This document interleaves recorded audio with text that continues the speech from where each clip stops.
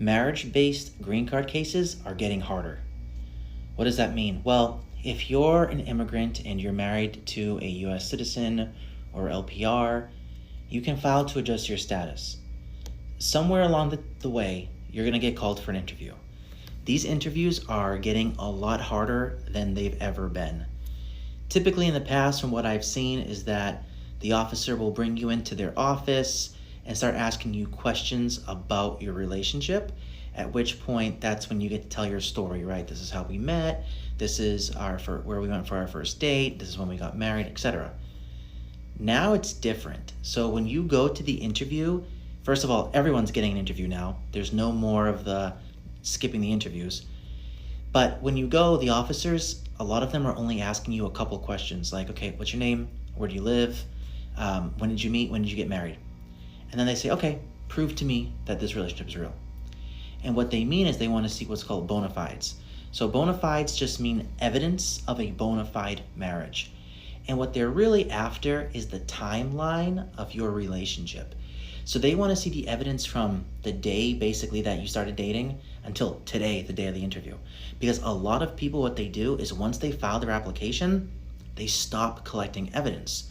These officers want you to bring more evidence, more bona fides to the interview because they want you to be able to show the timeline of your relationship. So what are some examples? Everybody thinks like, okay, let me bring a lease. Let me bring an electric bill with both of our names on it. That's good, but a lot of times the officers will say, well, that's great, but I could add you to my electric bill if I wanted to. That doesn't mean anything. So what they're after is they want to see photos, but also with the photo, they want to see the proof.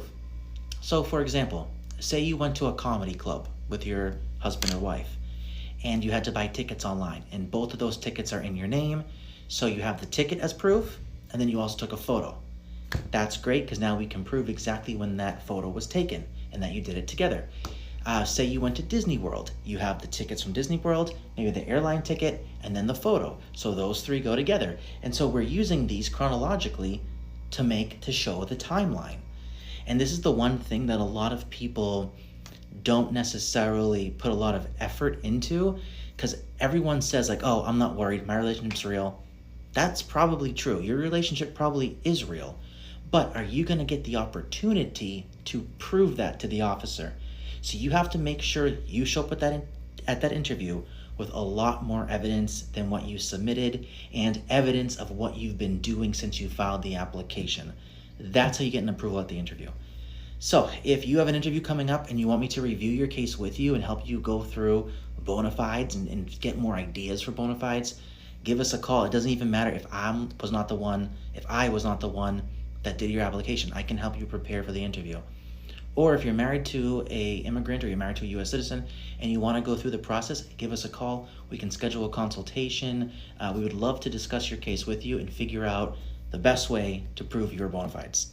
Thanks.